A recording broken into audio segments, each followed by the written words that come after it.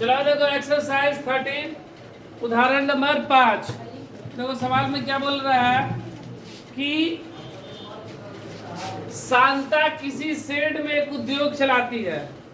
ठीक है, शांता नाम की कोई लड़की है, वो उद्योग करती है, कोई बिजनेस इसके अंदर। ठीक है, देखो इसका आकृति कैसा दिया गया है। बोल रहा है यह शेड एक घनाभ के आकार का है। कैसा है? तो नीचे घनाभ दिखाई दे रहा है ना, घनाभ के आकार का है। नीचे, ऊपर नहीं, ऊपर मत ध्यान देना, नीचे से ये घनाभ बॉक्स लग रहा है ना, ये बहुत बड़ा क्या है, गोदाम है, बहुत बड़ा गोदाम है।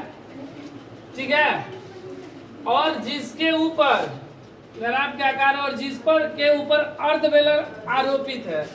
ऊपर जो इसका छत है ना, वह कैसा है, अर्धबेलन, बेलन का ठीक आधा भाग। देखो ये बेलन का टुकड़ा दिखाई दे रहा है ना, अगर नीचे ऐसे कर दिया जाए तो ये पूरा क्या हो जाएगा, बेलन। तो इसका छत कैसा है, अर्धबेलन के आकार का। ठीक है, छत इसका समझ लो कैसा है, अर्धबेलन के आकार का है। ठीक है, बोले इस शेड के आधार की बीमाएं, आधार की बीमाएं 15 मीटर गुणे 7 मीटर, मतलब 7 मीटर चौड़ा और 15 मीटर लंबा। ये देखो यहाँ से यहाँ तक 15 मीटर लंबा है और ये चौड़ाई कितना हो गया है, 7 मीटर। ठीक है, तो देखो अगर ये 15 मीटर लंबा तो ऊपर भी 15, ये 7 चौड़ा तो ये भी 7। लेकिन ये इसके ऊपर जब अर्धबेलन बन जा रहा है तो ये 7 अर्धबेलन का क्या हो जाएगा, व्यास। 7 व्यास हो जाएगा ना। इस अर्धवृत्त के लिए व्यास हो गया 7 मीटर और अर्धवृत्त के लिए लंबाई मतलब ऊंचाई कितना हो गया, 15 मीटर। और घनाभ के लिए 15 मीटर लंबाई और 7 मीटर चौड़ाई। ये घनाभ के लिए लंबाई चौड़ाई, और जबकि यही माप अर्धबेलन के लिए ये हो जाएगा उसका लंबाई और ये हो जाएगा व्यास। ठीक है, अर्धबेलन आरोपित है यदि इस शेड के आधार की बीमाएं 7 गुणे 15 मीटर तथा घनाभाकार भाग की ऊंचाई 8 मीटर और ये कितना ऊंचा है, 8 मीटर है, तो शेड में समावेशित हो सकने वाली हवा का आयतन, इसके अंदर कितना हवा रहेगा वो आयतन निकालना है।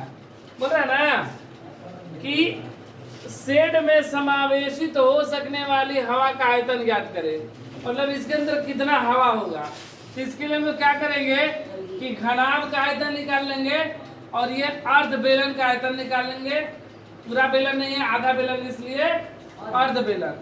अर्धबेलन का आयतन निकाल लेंगे और ये घनाभ का आयतन, और दोनों आयतनों को जोड़ देंगे तो हो जाएगा किसका, इस शेड में समावेशित हो सकने वाली हवा का आयतन। ये बोल रहा है शेड में समावेशित हो सकने वाली हवा का आयतन। फिर बोल रहा पुनः, इतना तो करने के बाद फिर बोल रहा पुनः यदि यह मान ले कि शेड में रखी मशीनरी 300 मीटर क्यूब स्थान लेती है, इसके अंदर मशीन रखा गया है, जो भी सामान मशीन रखा गया है वह कितना जगह लेता है, 300 मीटर क्यूब जगह लेता है। जितना भी मशीन रखा गया है ना, सारे मशीन का अगर देखा गया स्थान कितना लिया, 300 मीटर क्यूब। और बोल रहा है इस शेड के अंदर 20 श्रमिक हैं। क्या को श्रमिक काम कर रहे हैं इसके अंदर, 20 व्यक्ति इसमें मजदूर काम कर रहे हैं। और एक जो मजदूर है, एक श्रमिक, वह कितना स्थान लेता है, तो 0.08 मीटर की स्थान लेता है। तो बोला तब शेड में कितनी हवा होगी, तो टोटल हवा तो हमको पता चल जाएगा। और ये मशीनरी है प्लस 20 श्रमिक, ये कितना स्थान ले रहा है, दोनों को जोड़कर टोटल से घटा देंगे तो बच जाएगा, और शेष कितना बच गया।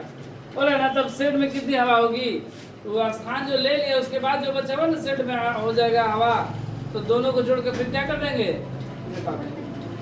तो सबसे पहले हम लोग निकाल रहे हैं इस शेड का आयतन। ठीक है, अब देखो शेड का आयतन हम लोग निकालेंगे। देखो घनाभाकार भाग की लंबाई, घनाभाकार भाग की लंबाई 15 मीटर, चौड़ाई 7 मीटर तथा ऊंचाई 8 मीटर हो गया ना। और बेलनाकार भाग ना, अर्धबेलन है ना,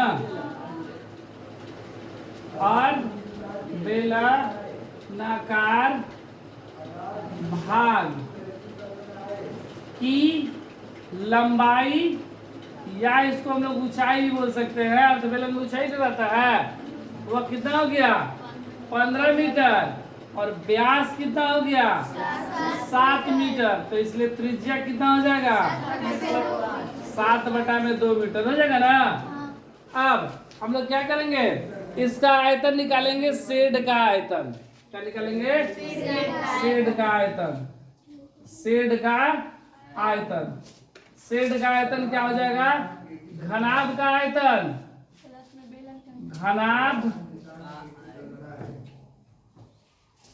घनाभ का आयतन अब प्लस अर्ध बेलन। ये आधा बेलन है, पूरा बेलन नहीं है, क्या है, और आधा बेलन है, प्लस अर्ध बेलन का आयतन, अर्ध बेलन का आयतन, और दोनों को जोड़ देंगे। घनाभ का आयतन क्या होता है LBH, और बेलन का आयतन पाई R²H, और अर्ध बेलन है इसलिए 1/2 से गुणा, ठीक है, या 2 से भाग भी बोल सकते, ठीक है, बात हुई ना होगा। L का मान 15, B का मान 7 और H का मान 8, प्लस पाई का मान बोला गया 22/7 रखने के लिए, बोला गया ना पाई का मान 22/7 इंटू R का मान 7/2 का स्क्वायर है ना, इंटू H का मान, H कितना हो जाएगा 15, अर्ध बेलन के लिए H लंबाई है जिसको ऊंचाई बोले 15।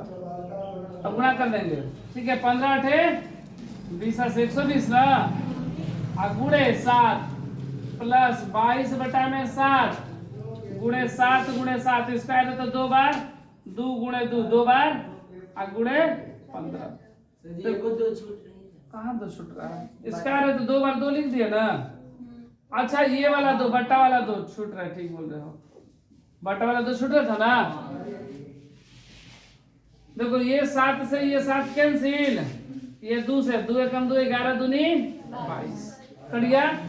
अब गुणा कर देंगे 12 × 84 840 प्लस 11 × 7 × 15 बटा में 4, ये 840 प्लस गुणा कर देंगे ना 11 × 7 77 और गुणे 15 7 × 5 35 के 5 हासिल 3 35 36 37 38 385 7 7 8 7 15 के 5 हासिल 1 7 3 10 1 11 11 55 बटा में 4, ठीक है। हम लोग भाग कर ले रहे 11 55 में 4 से भाग कर दे क्या, 4 दूनी 8 9 10 11 3 बचा 35 ना, तो 35 4 8 32 33 34 35 फिर 3 बचा, फिर तो 35 हो गया ना, फिर 4 8 32 33 34 35 फिर 3 बचा ना, 3 बचा तो 3 बचा तो दशमलव दे दिए तो 0 30 हो गया ना, तो 4 7 28 29 30 2 बचा 4 बचे कितना हो गया 840 प्लस 288.75 जोड़ देंगे 0.75 8 0 8 8 4 12 का 2 हासिल 1 8 2 10 1 11 11 28.75 मीटर क्यूब। ये मेरा एक आंसर आ गया, ठीक है। इसके बाद फिर बोल रहे हैं निकालने के लिए हमसे 2 चीज पूछा था ना, समावेशित हो सकने वाली हवा का आयतन, तो इसमें कितना हवा है 1128.75 मीटर क्यूब। अब बोल रहा है कि पुनः इसमें मशीनरी का कितना जगह स्थान लेता है 300 मीटर क्यूब, ठीक है। और शेड के अंदर क्या मजदूर है 20 श्रमिक है ना, और एक श्रमिक का स्थान कितना लेते हैं 0.08 ना, तो देख ले रहे कि दोनों मिलाकर कितना ले रहे हैं स्थान।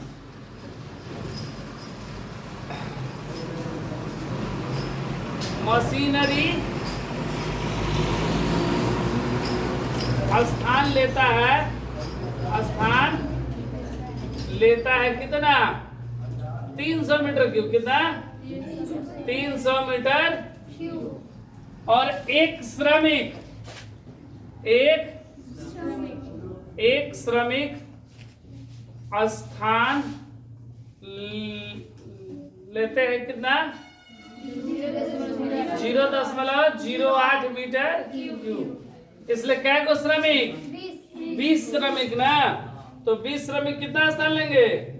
20 गुणे 0.08। 8 दूनी 16 ना, 160 ना। एक दो अंक बाद ये ना दशमलव मीटर क्यूब, 1.60 मीटर क्यूब। अब फिर क्या बोल रहा है कि कितना स्थान और शेष रह जाएगा ना? शेष बचे स्थान। शेष बचा स्थान। कितना स्थान बचेगा? तो कुल मेरा स्थान कितना है? 1128.75 में से 300 मीटर मशीन का और 1.60 मजदूर का, श्रमिक का, दोनों को जोड़ क्या करेंगे?